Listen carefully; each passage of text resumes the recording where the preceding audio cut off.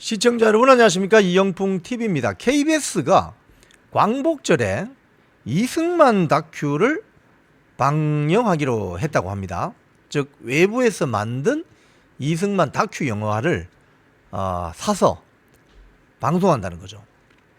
여기에 대해서 지금 민노총 노조가 아주 그 문제점을 지적하는 반대 성명서를 냈는데, 그 성명서 내용을 제가 좀 설명을 해드리고 이게 어떤 그 문제점이 있는지 제가 좀 논평을 해드리도록 하겠습니다.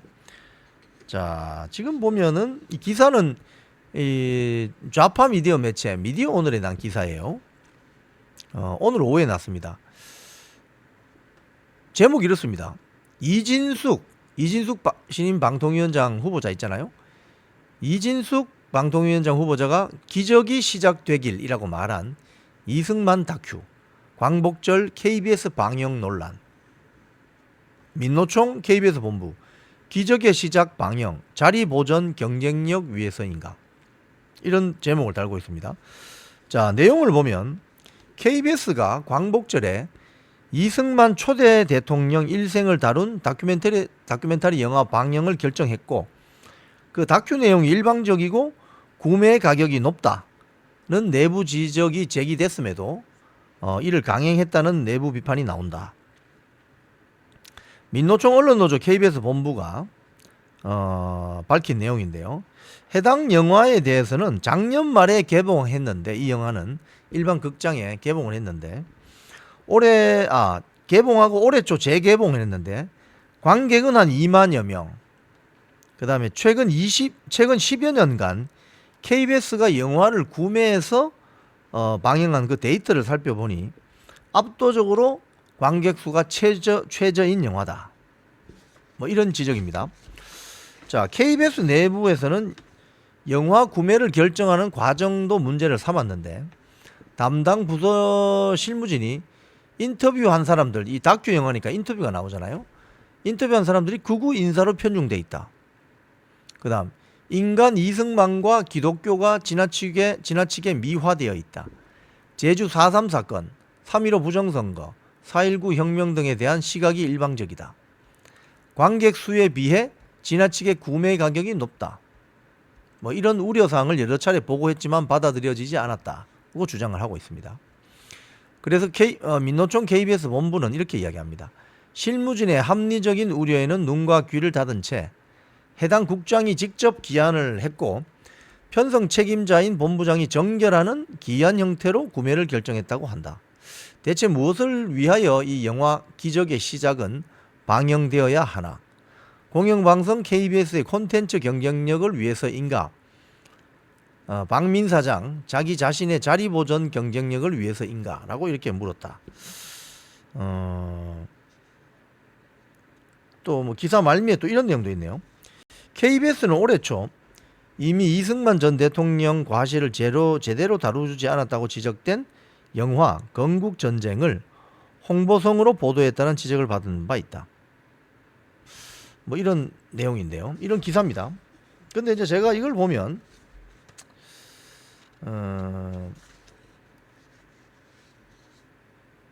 이 내용을 보면 제가 몇 가지 좀 문제점을 지적할 수 있겠습니다. 첫 번째, 이 우리나라 좌파 진영이 왜 이승만이라는 이름만 나오면 이렇게 지나치게 알레르기 현상을 보이느냐? 그 다 이유가 있죠. 북한의 김일성은 이승만이 없었다면 조국 해방 전쟁이 성공해서 남한까지 다 적화 통일할 수 있었는데, 이렇게 생각을 하죠. 김일성은. 그래서 김일성 추종자들은 이승만이라고 하면 자다가도 벌떡 일어나죠. 그게 이 사람들이 가지고 있는 사상적인 체계입니다. 이승만이 없었다면, 이승만이 정읍 발언을 안 했다면 남한 자체적인 총선을 못했을 것이고, 그러면 뭐 전쟁으로 통일을 할 수 있었을 텐데 라는 아쉬움을 가지고 있죠, 공산주의자들은. 그렇기 때문에 이 공산주의자들 입장에서는 이승만은 정말 용서할 수 없는 인물인 거죠. 그런데 반대로 자유민주주의 체제를 우리가 우리 재헌국회에서 헌법 정신으로 삼은 대한민국의 입장에서는 이승만은 정말 이승만이 없었다면 큰일 날 뻔한 역사입니다. 이승만이 없었다면 우리는 지금 김정은 밑에서 손가락 빨고 있는지도 모릅니다. 네. 1인당 GDP가 뭐 몇천 불도 안 되고 지금 1인당 GDP 3만 5천 불이잖아요. 언론의 자유가 있고 인권이 존중되고 이런 나라잖아요. 지금 만약에 70년 전에 전쟁에서 이승만 대통령 같은 사람이 없었다면 그냥 김일성 군대에 적화되었다면 우리도 지금 북한의 김정은 체제처럼 저는 전체주의 사회에서 말도 못하고 독재 권력에 신음하는 그런 나라가 됐을 거라 이 말입니다. 그래서 좌파 세력의 우리나라 좌파 세력의 뿌리를 찾아가 보면 뭐 대체적으로 김일성 주사파를 좀 뭐 아주 숭상하는 NL 계열 그리고 피플 데모크라시 민중 해방 계열이 있는데 이 민중 해방 그러니까 NL계는 내셔널 리버티 민족 해방 계열이고 PD는 피플 데모크라시 민중 민주주의 계열이거든요. 근데 이 NL 계열은 뿌리를 찾아가 보면 결국 김일성 주사파하고 만나게 돼 있습니다. PD계는 쫓아가다 보면 저 트로츠키나 스탈린으로 가는 거죠. 약간 다릅니다. 근데 NL계는 민족이라는 개념을 들고 들어오면서 운동권 주류를 점령하게 되죠. 80년 중후반부터. 그래서 NL계 입장에서는 내셔널 리버티 입장에서는 민족 해방 계열 입장에서는 이승만은 도저히 용서가 안 되는 인물인 거죠. 그래서 좌파 진영에서 이승만이라는 이름 세 글자만 나오면 저렇게 알레르기 반응을 보이는 이유가 바로 그겁니다, 여러분. 자, 그런데 이승만의 이 다큐 영화를 지적하는데 민노총 노조 뭐 이 다큐 영화 지적할 수 있죠. 근데 뭐 어떤 뭐 내용도 지적하지만은 자, 여기서 이제 문제가 이거예요.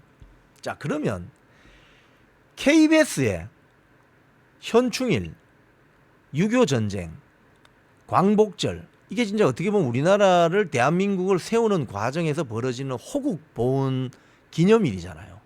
자, KBS가 명색이 자유민주주의 대한민국을 대표하는 공영방송사인데 국민 여러분 생각해 보세요. 시청자 여러분 생각해 보세요. 현충일, 6.25 전쟁, 광복절 기념일에 최근 한 10년만 생각해 보세요. 멀리 갈 것도 없이. 아니면 최근 5년.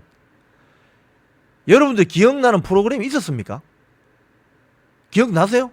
KBS가 현충일, 6.25 전쟁, 광복절 기념일에 생중계하는 거 말고 기념행사 생중계하는 거 말고 다큐멘터리가 있었습니까? 드라마가 있었습니까? 뭐가 있었습니까? 한번 생각해 보세요. 없죠? 이게 무슨 말이냐면요. 저는 KBS 안에서 27년간 근무를 했기 때문에 제가 좀 자신 있게 말씀드릴 수 있는데 KBS의 기자 PD가 프로그램을 기획하는 사람들이잖아요. 광복절, 6.25 전쟁, 그리고 현충일 관련된 기획하는 게 별로 없다는 이야기예요. 쉽게 이야기하면은 없다는 거예요. 그러니까 민노총 노조의 이 성명서의 문제점은 뭐냐면 이 이승만 다큐 영화를 사와서 방영한다고 해서 비판할 것이 아니라 왜 KBS가 자체적으로 이런 아이템을 이런 콘텐츠를 생산을 못하느냐 그걸 비판해야 되는 겁니다. 그러니까 민노총 노조는 이승만이 싫겠지. 좌파 진영의 어떤 상징적인 조직이니까. 하지만 그렇다 하더라도 방송사 노조라면은 KBS가 왜 이승만 다큐를 못 만드는지 그걸 비판해야 되는 겁니다. 이거 방영 사와서 비싼 돈 주고 사와서 튼다고 비싼 돈 주고 가서 방영한다고 그걸 혼낼 것이 아니라 왜 KBS라는 조직이 이승만이면 이승만 왜 이런 다큐 영화를 또 다큐멘터리를 못 만드느냐 안 만드느냐 이걸 따져야 된다는 거예요. 이런 점에서 이번 8.15 광복절에 방영되는 KBS에서 방영되는 이승만 다큐 한번 잘 보겠습니다만 이미 시중 영화관에서 개봉이 된 영화이기 때문에 뭐 특별한 건 없겠지만 민노총 노조가 이런 성명서를 내려면 정말 제작의 자율성을 주장하기보다는 이제는 제작의 책임성을 더 중요시해야 되는 시대입니다. 그렇기 때문에 이 다큐 영화를 방송한다고 이걸 비판할 것이 아니라 KBS 기자 PD들이 왜 이런 광복절 다큐멘터리를 기획한 거 있어요? 최근에? 왜 그걸 잘 못하는지 그걸 비판해 주시기 바랍니다. 지금까지 이영풍TV였습니다.